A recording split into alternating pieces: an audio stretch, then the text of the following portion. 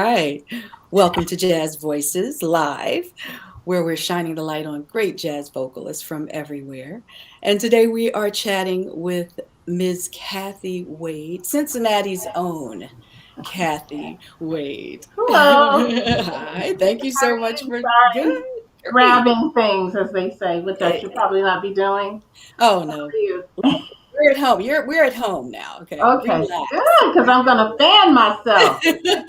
Woo! Well, this is Welcome to our my summer. first. This is our first live for Jazz Voices, and I wanted to talk to Oh, someone good. who was local and who was making an impact on their community, and that is definitely you. Thank you. Definitely you. For those of you who don't know Kathy, she's been performing for over 40 years, touring the. Is that right? Did I get that right? Touring the United States and abroad. She's a recording artist and she has an upcoming release entitled Kathy Wade. Her single, Someone's in Love, has a video that won an Emmy. Am I right in this? Am I saying it right? It Mhm. won an Emmy, a Telly, three international film and television awards, Mhm. and was featured in Cincinnati the movie. Am I right? Actually, there Okay. is a another song that was featured in Cincinnati, the movie. Oh, okay. So, Okay. So, yeah, well, it won all that other stuff. So it's yeah. all right. And she has opened for Shirley Horn, Diane Scher. Uh, Mhm. am I? Oh, yes. And who Right. else? Yeah, Anita Baker. yeah, Just Nancy Wilson, yeah, just yeah. to name a few. Yes, That's amazing. absolutely, And absolutely. you debuted with the Cincinnati Pops Orchestra in July of this year. I did. That must have been amazing. It was. They came out for our Crown Jewels of Jazz series, which I've been Oh, playing for quite some time, and it's been in various different variations. It was initially it was our being Learning Through Art Incorporated, the nonprofit that I co-founded with my late husband, mm-hmm. where we Okay. build community through art. Our signature fundraiser was Crown Jewels of Jazz, where we celebrated women in jazz because for a Oh, very selfish right. reason, I was a Mm. jazz singer and I wanted to meet all of the jazz female legends. Is So it that way? It worked, huh? we, That's what I was. That's what I was just we going to say started. that you're the CEO and co-founder of Learning Through Art Mhm, Incorporated, and it's mhm, a performing arts educational organization. The recipient of numerous awards, and I wish I could say them all, but a few of them would be the prestigious Scripps Corbett Award, the mhm, 2020 Urban League of Greater Southwest Ohio Lion 4C Champion for Children, mhm, right? mhm, And many more, many more. She was also voted the sixth most influential person in the arts by City Beat. mhm. Yes, look. Where do you find the time, first of all? You are a true Cincinnatian because let's see, you graduated from Withrow and Mhm, then went to Xavier and then got your master's at UC. So mhm. you are a part of the community, definitely a part of the community. Now, I see how your formal education prepared you to, launch a nonprofit and all of that. But what about becoming a professional jazz vocalist? How did that come about? The truth of the matter is, I went into the arts administration program to be a better artist and Okay. understand the business side. I was not to even, I had no idea of starting a nonprofit. I wasn't going to work for a nonprofit. It was for, it was for me, it was to make sure that I understood the business end of the entertainment business so that I Okay. would not wake up at a retirement age and have no money, no investments. I mean, just understanding why is it important to get pennies on a dollar or pennies on a recording or nickels or quarters. I mean, those things add up, but you need to understand the business piece and the business piece for the entertainment business right now, in particular performing arts, performing artist, is so what's the word I'm looking for? It's so global that you can do it from your bedroom. You can become a star Yes. in your bedroom now. When I Yes. started, it was all pencil, paper, pennies, right? Right, Now right. it can go from nobody knows you today and then the world knows you tomorrow. It's just Exactly. that simple. The question is, how do you sustain that? How do you Right. keep the longevity there? There Mhm. are many artists that we've all supported that don't have a dime, a nickel, and we don't know their names. There are many artists that we supported that we may not see them, but they are well vested and are living quite well and not having the need to go out and perform. Because in this business, I do a workshop called The Art of the Sale. I haven't done one in a while, but it's about the artist being their first everything. You are your first agent, you are your first attorney, you are your first makeup artist, you're your first Marketing, stylist, everything. you're Yes. all of that. Yeah. For me, it's important that artists understand that and have skill set to know how to do it in this world today, because everything is right at your fingertips on an app, or you can Google it to find out, Right. how do I build this, how do I make my career. There's CD Baby. I've been on CD Baby since it started, right? Mhm. um, they have come, just looking at how their platform has become so expansive, and how you can just with the push of a button be on Spotify, right? So I've been able to see those changes, and yet and hopefully incorporate all of it into what I'm doing. Someone said to me the other day, "You really use social media well." That's only because my very first media person that I hired to work for the nonprofit, um, Facebook was just starting. Instagram wasn't even in existence at that point. Neither was LinkedIn, but we were on it. And you have to understand how to take the tools and make them work for you. Right. Like I Right. said, you can do all of this from your bedroom if you so choose. It's Yes. just that make sure that presentation of the package, and that's what's missing. The presentation of the package is missing Mm. so Mhm. much for me today. Um, it is not okay to show up at a show for me in some torn jeans. I'm sorry, I don't care what the fad is. It's just Uh, not that's not what you do. You have to really yeah. appreciate your audience, because they can take their time, talent, and treasure and go support somebody else. So you need to treat them like they're gold, and I always appreciate that. Yeah, I yeah, no, agree with you completely. you need to always show up for the job that you want, not the one that you have. So that doesn't mean Mhm. showing up in torn jeans. There's nothing wrong with that if that's what you want to do, but That's your vibe, right? But right, yeah. at Yeah, the I end of the agree. day, why should I want to give you my most precious commodity, my time, if I'm Right. not feeling that I'm not being entertained? I was just very fortunate enough to be able to see Earth, Wind, and Fire front row seats at the Hard Rock Oh, Cafe here in Cincinnati a couple of weeks ago. I sang wow. the dedication of the new Casino, and ended up at, if you don't ask, you don't get, right. Closed Mhm. mouths don't get fed, as my child always says. So I asked the president, "Oh gosh, we would love to see Earth, Wind, and Fire if that's possible for the opening concert tonight." And we got front row seats. And even with that show, I mean, for me, when I'm at concerts, I always look at production value and the staging of it all, Mhm. because that's the experience you're paying for. And they have, even to this day. I mean, Oh, I've yeah. been around long enough to have seen Earth, Wind, and Fire when Maurice was there, and they started the Mhm. pyrotechnics early on in the game and changed their wardrobing, and Right. it just is still a very cool show. So Mhm. it's Yeah. that packaging. It's one thing to know how to keep yourself out there, but it's another thing to understand how to wrap it and make it sell. Right. That Now, brand. have you found that your nonprofit organization takes up away from your ability to be able to get out there and perform? Because I'm sure it takes a lot of time and effort and I think resources. I have always built into what we do the singing piece. Yes, I'm sure I could take more time to. If I spent as much time or equal amount of time performing, I would be out there, probably not necessarily further, but just doing it more often. And it's Right. not. I think because of where we've ended up, um, it all has balanced out. I've been able to tie in the singing. One of the Mhm. things that I find that I am doing now, though, is really we, I mentioned that my passing of my late husband, when he passed, we were actually going to, we were on our vacation, and we used to go away every summer after our Crown Jewels of Jazz, after our Hood is Bigger Than You Think series was over.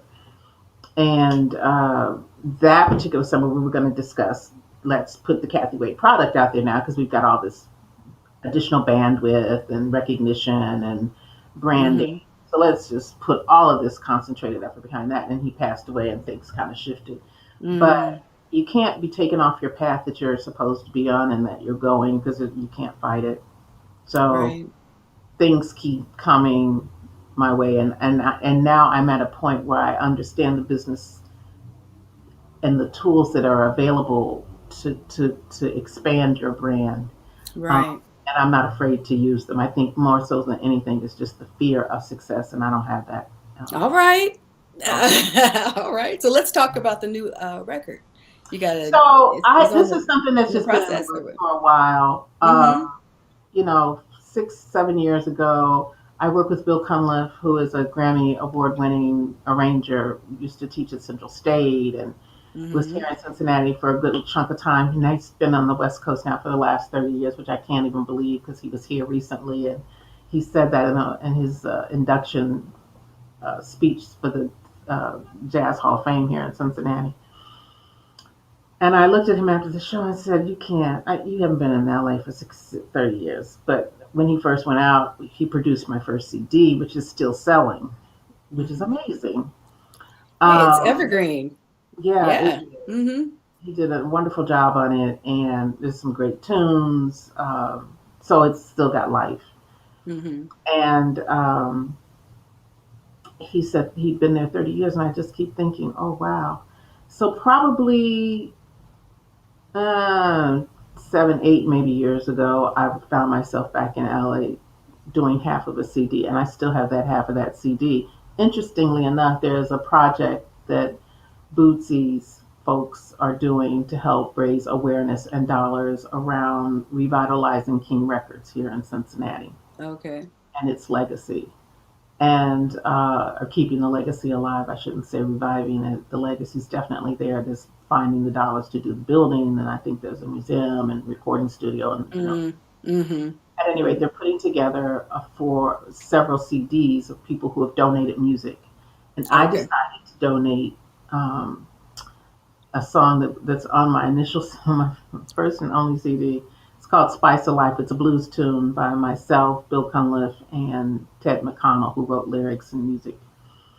And great jazz tune. Anyway, when I went back out to LA to do the first half of this next CD, we did a reversion. Bill wrote a new arrangement, and it is killer. So I ended up, somebody told me about this project that they were doing, and that they really wanted to feature some music from me, and I actually submitted that, and it made it to the compilation CD All between right. two really major artists, right? And the guy, Great. producer, is saying to me, the song is so slamming, and I said, so you just never know. So I'm releasing it, and Mhm. interestingly enough, it has not been released yet. So Mhm. this is before the CD comes out, so that's coming out soon. Okay. So Okay. you know, um, I keep saying to myself, I'm going to finish this CD off and get it out, because once again, I now have those additional tools to be able to Right. sell Right. that Well, product. people are releasing 2 songs at a time now, Exactly. like Well, 2 and 3 and not, so, and to so your point, I just read on CD Baby in a newsletter that the mhm. thing to do now is to release singles. So, Yeah. in my mind, I'm going to now go ahead and release that as a single, um, because why not? It's being featured on a compilation, and this is the right time to do just that. And it's a great blues. Right. Um, it talks about the analogy of food and the blues. Oh, all right. I should say Okay. I can see that. I can relate. food, blues, and breaking up. There you go. Okay, I can see how all that is tied in, all of it.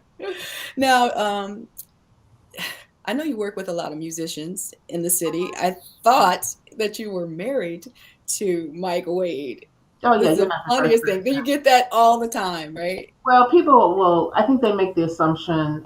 Folks who've known me a long time would They know. know. Yeah, Uh, right, I think that, and I hear it. And we travel. When I travel on the road, I have taken Mike as my music director, and even for big projects right. in Cincinnati, because he's really very talented. But no, Yeah, yeah. just musical friends. I always tell him he's my brother with the freckles from his other side. Uh, But from the no, oh, not at now do all. you have a band that you work with locally, I like work. the I same rotate musicians? musicians. I have Okay. people that I tend to call regularly. Mm-hmm. I had the Yeah. pleasure of doing a night, one Friday a month, at the Greenwich, the old Greenwich Tavern. It was Just Friends Fridays with Kathy Wade and Friends. Mm-hmm. And what that allowed me to do was to invite everybody that I ever wanted to work with to come in and work with me. That's a great idea. It was a fabulous idea because Yeah. I could do themes, I could do music types. I mean, it was fabulous. So fast forward to my singing at the casino, and I hope I'm not saying this too soon. Uh-oh. Um, Someone sat down next to me at the reception after the dedication and said, "Wouldn't it be fabulous if we had a Kathy Wade jazz brunch here once a month?" And I said, "I think that'd be absolutely fabulous." Yeah. The next thing I know, the food people are over talking to me, and they walk up and say, "Hey, we like the idea. Let's do it." So that's the next version of Kathy Wade and Friends for All brunch right. at the casino. Awesome. Awesome. Early I have next is what we're to look looking out for at. that Yeah, yeah. because I'd love to come.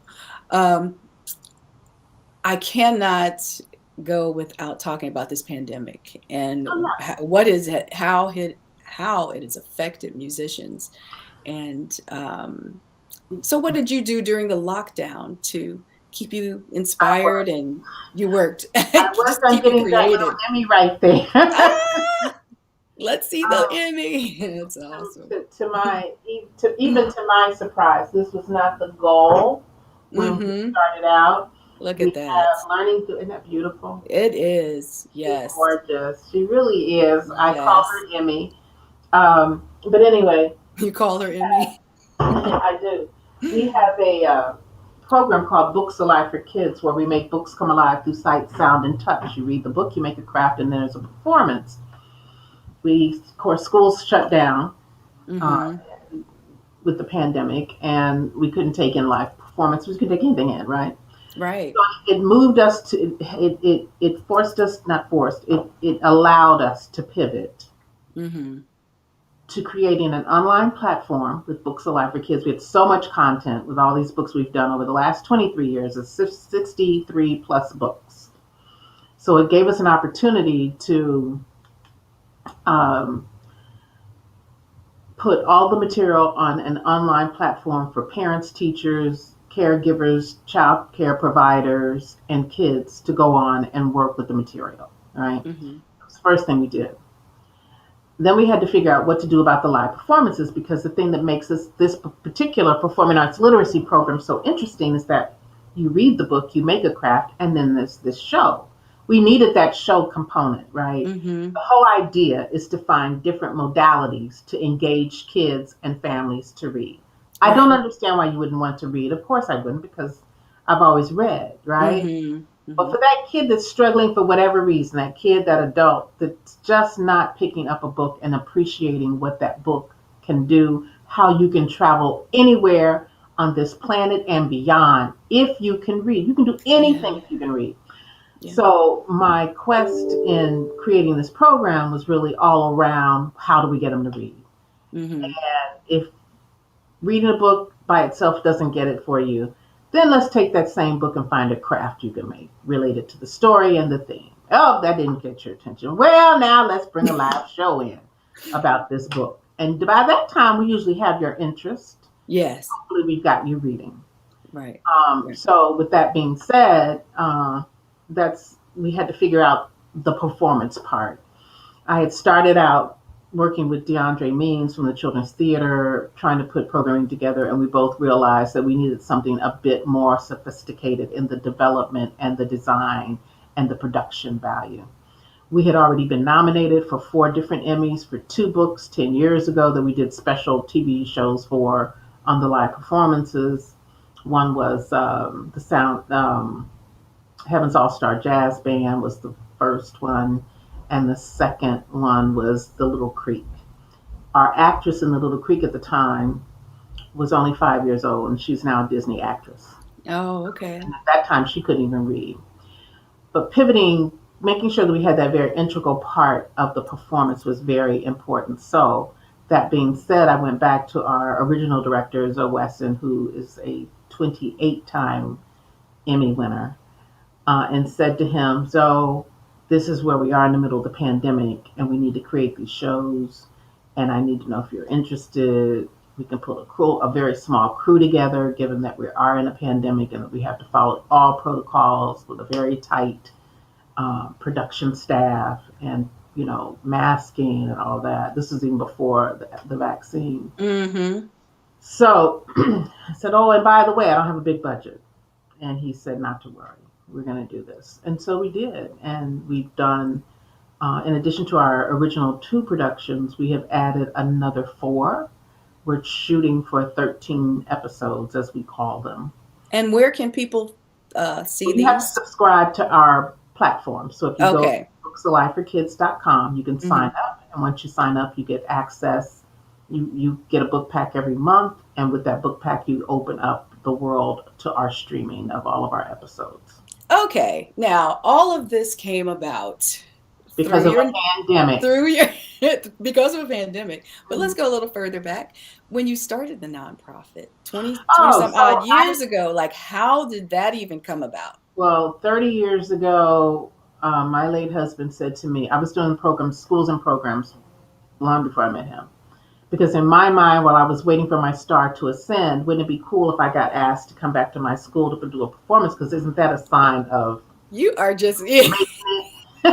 You- That's how I thought about it. right. So, so I Strategic. think, if the school asks you to come back, that means you're doing something well. At any rate, so Right. I ultimately, um, he said that to me, and I said, "Oh, that is." He said, "So I think what we need to do is to start a nonprofit." Now, my master's is in arts administration from the College Hmm. Conservatory of Music.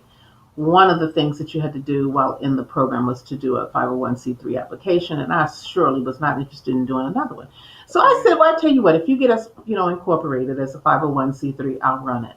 Well, in tandem, time wise to that, I was also producing the first CD. Oh. Finished, we started getting distribution in Europe and around the country and airplay and blah, blah. And this is just the 2 of us running this thing, right? And he started the application process. 6 months later, we were incorporated as a nonprofit. And Wow. I let it sit for a year because I was in my head determined not to have somebody take me off this path, right? Exactly. I can see that. Performing, never fully grasping at that point that it is possible to have all platforms and make Mm-hmm. them all work in tandem, right? Mm. Mm-hmm. How we came up with Yeah. Crown Jewels of Jazz. But Right. so I said, okay, about a year later, rap music was coming out, and I was doing programs in schools. We do a whole, we call it Mosaic Edutainment, where I do lecture performances. And there's a show which is actually our next episode is based on a book called The Sound That Jazz Makes, and we do a show called Black Anthology of Music. It's about the That's history what's of up. jazz and learning the importance of finishing what you start. And we've expanded that now for this next episode to also include the resilience of jazz, because I just finished a huge project called Story Quilt, all based around the truth and reconciliation um, projects that the George Washington University Center for Community Resilience is doing. And I was made an Arts Wave Mm-hmm. master artist to do something around the topic of truth and reconciliation around um, systemic racism, and social injustice. Right? It's a beautiful project. Saw it on your website, Thank and you. I wanted to talk to you about it. So I'm Oh, glad you're getting into it. yeah, Yeah. yeah. Yeah. So um, one of the things that we were going to do in that whole story quilt series is the exhibition that we brought into town, the story quilt community conversations, and a live performance of Black Anthology of Music, our oldest lecture performance program.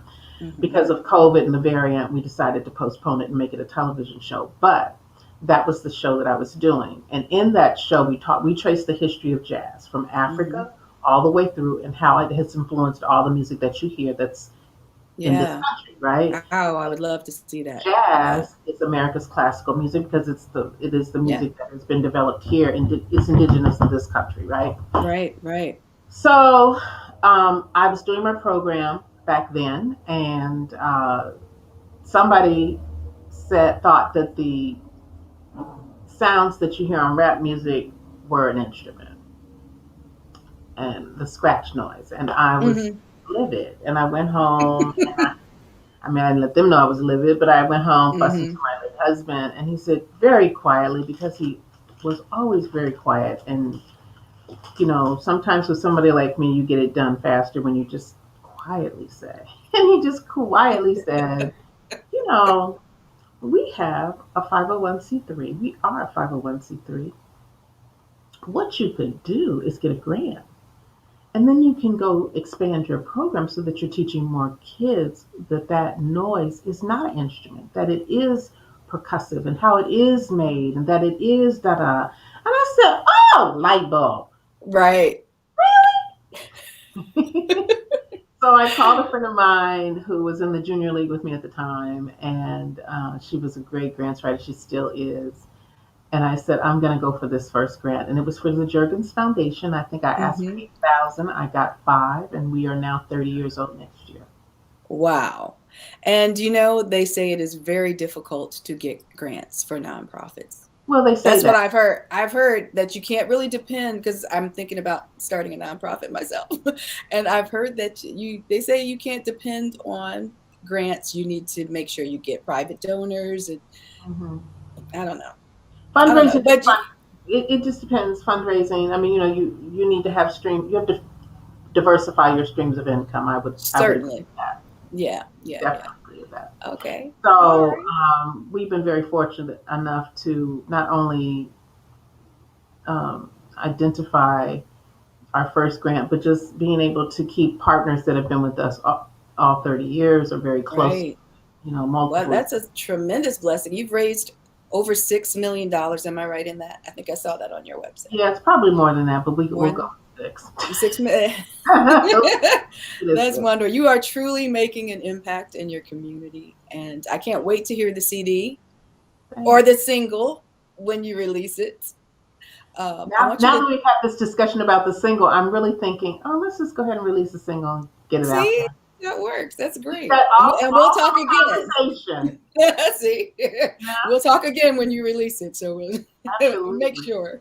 Absolutely. Um, Now I want you to tell everybody how to get in contact with you, how to follow you, and all that good stuff. Well, there is a website out there. There are two things. I'm on Facebook, Kathy Wade, which is always probably the easiest because that's the fastest way for me to update people on where I'm singing and what I'm doing. Hmm. And then there's kathywade.com, our website, which is being finally. My operations manager came in about a month ago and said, Miss Wade, this is not going to work. Okay. So they Okay. have taken on the task of rebuilding my website. Okay. So Okay. kathywade.com is me all day long. All right. You performing anywhere I'm actually, soon? I've got a couple of gigs coming up, and it's interesting. I'm singing the Saturday after Thanksgiving, Oh, the okay. 27th of November. Hmm. I will be I'll be over in Clifton. They're kicking off their holiday season, shining light on all the vendors up and down Ludlow Avenue in the Clifton community here in Cincinnati. So I'm doing a 6 to 9 performance, 6 to 7, and then 8 to 9 with Phil DeGreg Okay. and Justin Dawson will be on bass. So we're going to do lots Hmm. of holiday tunes. So two different sets, and we're looking forward to it. And then I'll be That's back at Cafe Vivace January the 8th. At this okay. point, I don't know that I have anything for December because I'm trying to tell myself to just take it easy in And December. relax. Yeah. But Well, January, I tell you what, I'm planning a winter jazz series. I had a summer jazz series, and I'm Mhm. planning a winter jazz series. Okay. So I'm going to put you on my list. We'll talk. Thank you. That'd We'll be talk about you great. trio, Love it. bringing your trio to Dayton. Oh, sure. That would be great. And I haven't been up. I used to do Women in Jazz Festival every summer. Yeah, yeah, they stopped doing that. I know. I Like, know. I don't I even know. know what the I deal is. know. But I worked yeah. with Khalid Moss for a number of years. Mm, okay. And Um, I know you've worked with Kago here with oh my Carl. God. I was Yeah. just, when I got your text, I said, "Oh God, Kago." He was on my Just Friends Friday series. Yeah, he's amazing. So he Yeah, is. I get He's to play with him abs- once a month. That's how So, I met him. yeah. Someone recommended him. Recommended that I call him. Hmm. You know, the Just Friends series really, I got to meet personally artists that I keep hearing about, but have not Hmm. had the opportunity to work with. So Yeah, that's a that, fantastic idea, though. yeah, I'm going to write that down. I'm going to use it. So I just want you to oh yeah, no, know. no, no. It Oh, because it doesn't. I wanted for me it's wood shedding. You know, yeah, yeah. I call Hmm. them paint rehearsals, but uh, Hmm. Yeah, it keeps your chops fresh and it keeps your right. perspective of where you want to go with what it is you're doing. Yeah, yeah. You know Um, what? I would love for you to, if you just feel like it on one first Thursday, to come to Dayton. And I host a first Thursday jazz jam. oh, And I have Kago on the piano and Eddie Brookshire on the bass and Jeff Malott on the oh yeah, drums. yeah, yeah. Yeah, and it's a great rhythm section. Get a lot of good players come Hmm. in. I'd love to Hmm. have you come and do a couple tunes. If you Okay, now just, where yeah, it's and the first Thursday of every month. you're gonna send me where that is and all I that. certainly will. At Holy Grounds, 825 Wayne Avenue. But I'll Oh, send you the information because I'd perfect. love to have you come up. Thank All you. right. Ooh, All this is right. I don't want to take too okay. much of your time because I No, know you're you said you had fine. a 4 o'clock. Um, Thank you. and I want to thank you so much for taking Thank this time you. out. Oh my Thank you. gosh. It's been nice meeting you. Yes, it's been such a treat. I'm Absolutely. so grateful. And I've now broken my, whatever you want to call it. I For love the this. first, I'm literally going to do this yeah, because you should for this is sure. just so this is YouTube? It is, yes, it Okay. is a third party software, I guess, Right. streaming to YouTube. So Love it. yeah, yeah, yeah, it's great. Love it. Send me that name too. Okay, I will. I'll do Would that. love to All have it. righty. Thank you. This Certainly. has been All right. wonderful. Thank you Yes. so much. I will Thanks let you again. know. Send me the information about the first Thursdays, and I would definitely make Okay.